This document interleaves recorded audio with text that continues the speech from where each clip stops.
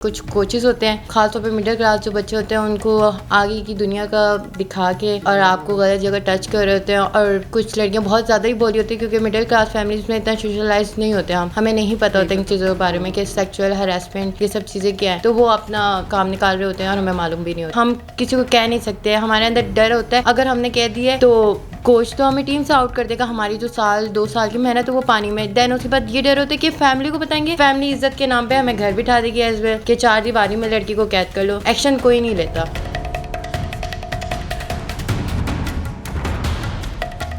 बिस्मिल्लाहिर्रहमानिर्रहीम, अस्सलाम वालेकुम। विजन स्पोर्ट के साथ मैं हूं आपकी मेज़बान एनी बाजो और अपने तमाम देखने वालों को खुशामदीद कहेंगे। ज़ैनब, आप कैसी हैं? वेलकम करेंगे अपने प्रोग्राम में कि आज आप यहाँ पर आई हैं। बहुत शुक्रिया आपका। अच्छा ज़ैनब, मुझे ये बताइएगा कि जब मैं देख रही थी ऑफ सेट आपसे बात भी हो रही थी फेंसिंग के हवाले से, तो उसका बताइएगा कब से आगाज़ हुआ और वो चीज़ें जो हैं कई लोगों के लिए बड़ी नई नई हैं, उसकी अपनी पूरी जो हिस्ट्री हमें बताइएगा। फेंसिंग मैंने स्टार्ट किया था स्कूल लेवल से, 8th क्लास से। एंड स्टार्ट ऐसा हुआ था कि मैं बहुत मिडिल क्लास फैमिली से बिलोंग करती हूँ और सैयद घराने से हूँ, तो आपको पता है कितने रिलीजियस होते हैं। देन फैमिली की सपोर्ट नहीं थी। फिर उसके बाद मेरी एक टीचर थी मिस गौसिया नाम की, उन्होंने मुझे आगे भेजने की कोशिश की, मेरी मम्मा से बात की, उनके ज़रिए मैं गई। वहाँ कैंप लगा हुआ था, इंटरनेशनल कोच आए हुए थे संजीव लामा, तो उनके कैंप में गई। वहाँ से दिलचस्पी बढ़ती गई।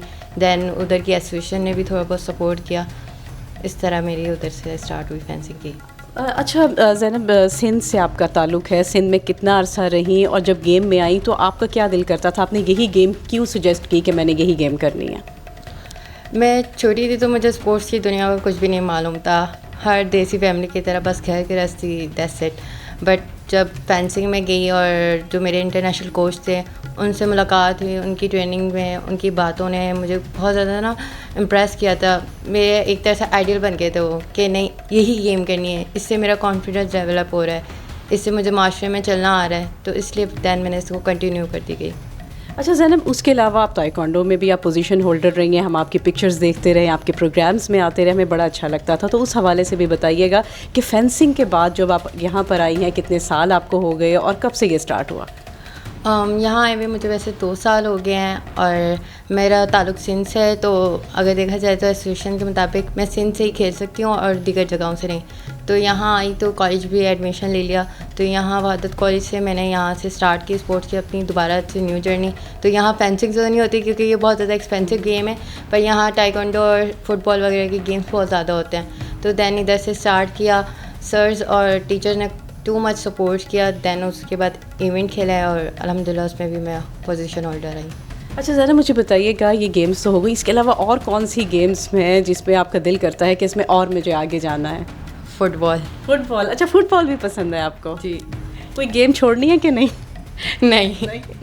लाइक यही रहा है क्योंकि अभी देख रहे हैं फेंसिंग से आप आ गई ताइक्वांडो पे और उसके बाद जो है अब फुटबॉल, तो फुटबॉल भी स्टार्ट हो चुका है? जी, फुटबॉल भी स्टार्ट हुआ। इनफैक्ट के 2023 में हमारी टीम फर्स्ट पोजीशन भी आई है। सही। अच्छा ज़ैनब, मुझे बताइएगा कि जैसे आप फील्ड में आते हैं तो आपको बहुत कुछ फेस करना पड़ता है, तो उसमें क्या चीज़ें आपको देखने को आई सोसाइटी के हवाले से, घर के हवाले से, इन चीज़ों के बारे में भी हमें बताइएगा। सेम चीज़ें जो हर स्पोर्ट्स प्लेयर को फेस करनी पड़ती हैं, लाइक लड़की हो, हिजाब नहीं है, दुपट्टा नहीं है, अच्छा पैंट शर्ट पहनोगी 10 लड़के देखेंगे आपको। फैमिली मामा कहती थी बेटा शादी करना है आगे जाके आपने, आप ना करो, पहले आपके सर में फादर नहीं है, आपके स्टेप फादर हैं, वो आपके साथ इतना कॉम्प्रोमाइज़ कर रहे हैं, तो आप उनके साथ उनकी इज़्ज़त का ख्याल रखो। और हमारी देसी फैमिलीज़ या हमारी जो इन्वायरमेंट है आसपास के, उनको ऐसा लगता है कि अगर हम पैंट शर्ट पहन रहे हैं, स्पोर्ट्स पे जा रहे हैं, लड़कों के साथ खेल रहे हैं, तो लड़कियां ख़राब हो रही हैं। हकीकत तो वैसे नहीं है। दैन आगे गए, अच्छा फिर हमारे जो मोहल्ले या माशरा के लिए आप जो कहते हैं कि तब्दील हो गया, बट नहीं तब्दील हुआ है, बिल्कुल भी नहीं तब्दील हुआ है, ये सच्ची बात कह रही हूँ। क्योंकि कहीं भी स्टार्ट होगी ना लड़की, अचीवमेंट होगी तो वाह भाई के लिए पहली ताली बजती है, पर उससे पहले ना तुम्हारी बेटी ख़राब हो रही है, तुम्हारे ये हो रहा है, तुम्हारा घर बर्बाद हो रहा है, इसकी आगे शादी नहीं होगी, इस तरह के लाखों। अच्छा, आप अगर मोबाइल यूज़ कर रहे हो, आप आगे जा रहे हो, तो उनका सवाल होता है आपकी बेटी ख़राब हो रही है, शादी करवा दो। इनफैक्ट कि मैंने भी ये चीज़ें फेस की हैं। मैं 16 या 17 ईयर्स ओल्ड थी, मैं ये गेम की वजह से बाहर निकलना, ट्रेनिंग होती थी, कैंप्स होते थे, तो रात को कभी कभी लेट भी आ जाना। मेरी फैमिली को उससे कोई मसला नहीं था, मेरे आसपास वाले घर मम्मा को आके बोलते थे, और आपको पता है देसी हमारी मम्मा है, फ़ौरन वो पड़ोसन और इन चीज़ों में बातों में आ जाती हैं, तो उसके लिए बहुत कुछ फेस करना पड़ जाता है। तो ज़ैनब, घर वालों की तरफ से आपको स्पोर्ट्स थी और मतलब रिलेटिव की तरफ से नहीं थी, वो चीज़ें जब आपको देखने को मिली, जब गेम्स में आए तो हमारा पैशन होता है हमने इस चीज़ को कंप्लीट करना है, जब वो ये चीज़ें आती हैं तो आप डिस्टर्ब हो गए होगे? बिल्कुल हो गए हैं। इनफैक्ट कि ऐसा भी पॉइंट है कि फैमिली भी अगेंस्ट हो गई कि नहीं आपने नहीं करना। बाबा का ये था कि बेटा मेरी इज़्ज़त ख़राब ना करो, क्योंकि वो भी अपनी इज़्ज़त से काफ़ी डरते हैं, और पहले हमारे वो स्टेप फादर हैं, पर सगे बाप से भी ज़्यादा बढ़कर हैं। उनको डर रहता था कि कहीं उनकी परवरिश पे लोग हाथ ना उठा दें कि आपने अच्छी परवरिश नहीं की, सैयद घराने से थी, आपको इस तरह नहीं करना चाहिए, उस तरह नहीं करना चाहिए, ऐसे लाख सवाल उठ, तो वो भी डरते थे। खैर काफ़ी मनाया, बहुत लड़ाई झगड़े, फिर उसके बाद फैमिली ने सपोर्ट दोबारा करना स्टार्ट किया। देन अब अचीवमेंट होगी तो वही लोग ऐसे आके बैठ के हंस के बात कर रहे थे, फिर वो हमें याद आ रही होती पुरानी बातें कि देख लो यहाँ थे हम पहले। बिल्कुल। अच्छा, मुझे बताइएगा ज़ैनब, वुमेन सेफ्टी के हवाले से बात करेंगे, जैसे फेडरेशन सतह पर देखें, सूबाई सतह पर देखें, तो क्या क्या प्रॉब्लम्स हैं जो हम नहीं जानते और अब बताना चाहती हैं जितने भी हमारे देखने वाले हैं? मुझे लगता है कि हमारी जो एसोसिएशन है ना, अगर पाकिस्तान के लोगों के मुताबिक हर डिपार्टमेंट की, चाहे वो जॉब की फील्ड हो या स्पोर्ट्स की फील्ड हो, वहाँ एक ऐसा डिपार्टमेंट ज़रूर होना चाहिए जिसकी पहली बात तो जो CEO हो या मैनेजमेंट हो या कोई बड़ा इदारा हो, उधर ना एक ख़वातीन को बिठाना चाहिए, ताकि हमारी हरासमेंट स्पोर्ट्स लेवल पे टू मच हरासमेंट है, ये आपको हकीकत बात बता रही हूँ, तो वहाँ कम से कम हम शिकायत लेके जाएँ तो वो खुद एक फ़ीमेल होंगी तो वो हमारी बात अच्छी तरह से समझेंगी और हम भी कंफर्टेबल रहेंगे। बिल्कुल ऐसे ही। तो इस तरह के डिपार्टमेंट्स होने चाहिए जो कि हकीकत में नहीं हैं। तो इसमें तो ज़ैनब बड़ी चीज़ें फेस करनी पड़ती होंगी आप लोगों को? जी बिल्कुल, कई दफ़ा होता है कि कुछ कोचेज़ होते हैं जो ख़ास तौर पे मिडिल क्लास जो बच्चे होते हैं उनको आगे की दुनिया का दिखा के और आपको गलत जगह टच कर रहे होते हैं, और कुछ लड़कियां बहुत ज़्यादा ही बोली होती है क्योंकि मिडिल क्लास फैमिलीज़ में इतना सोशलाइज नहीं होते हमें नहीं पता होता इन चीज़ों के बारे में कि सेक्सुअल हरासमेंट ये सब चीज़ें क्या हैं, तो वो अपना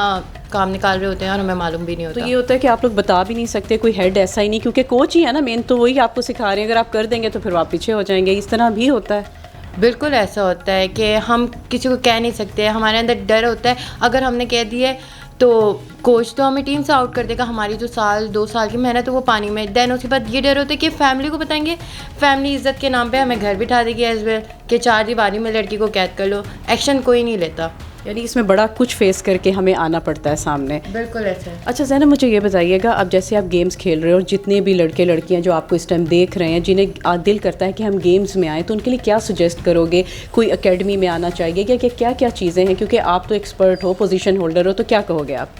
मैं ये कहूँगी जिनको लगता है कि स्पोर्ट्स की दुनिया में आना चाहिए, किसी भी स्पोर्ट्स नहीं, किसी भी आपके अंदर कोई भी हो रहा है, चाहे वो दुनिया में मशहूर हो या ना हो, आप उस पर आगे मेहनत करो। ये नहीं सोचो 1-2 साल में अगर आपको अचीवमेंट नहीं मिले आप छोड़ दो, बिल्कुल भी नहीं। कम से कम आप उसको 10 से 12 साल आपको देना ही देना है। आप बचपन से पढ़ते हो, BS करते हो, मास्टर्स करते हो, उस पर भी तो कितना टाइम देते हो, तो अपने उस हुनर को इतना टाइम क्यों नहीं दे रहे? अक्सर लोग 2 से 3 साल मेहनत करते हैं, उसके बाद बोलते हैं हमें कामयाबी नहीं मिल रही, वो पिछड़ जाते हैं। ये ना करो, आगे मेहनत करो। उसके अलावा लड़कियों से ख़ास तौर पे मेरा ये सवाल है कि लड़कियों किसी पे डिपेंड ना हो, क्योंकि हमारी जो लड़कियाँ हैं ना वो डिपेंड होने पे ज़्यादा ना कंफर्टेबल फोकस रखती हैं, उन्हें होता है कि चलो अब ये काम तो सारे आपके हो रहे हैं, तो आपको मेहनत करने की क्या ज़्यादा ज़रूरत है? उनका ये होता है कि अच्छा यहाँ बाबा हैं, भाई हैं, आगे इन फ्यूचर हस्बैंड होंगे, ससुर होंगे, देवर वगैरह होंगे, पर बिल्कुल भी नहीं, हमें आगे का नहीं पता। अल्लाह ना करे हमारे सर पे साया नहीं है, तो वो अक्सर आपको नज़र आती होंगी रोड में लड़कियां दर बदर होती हैं, वो इसी वजह से होती हैं क्योंकि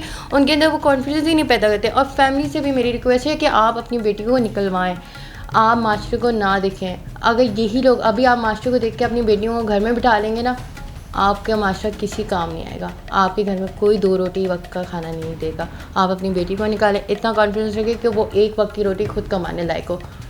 अच्छा ज़ैनब, मुझे ये बताइएगा, जैसे हरासमेंट की बात हो रही है और हम देखते हैं कि हमारे पाकिस्तान में बहुत ज़्यादा टैलेंट है, बड़े बच्चे बच्चियां जो हैं वो आगे अगर हम उन्हें देखें तो एक रोशन सितारा बने।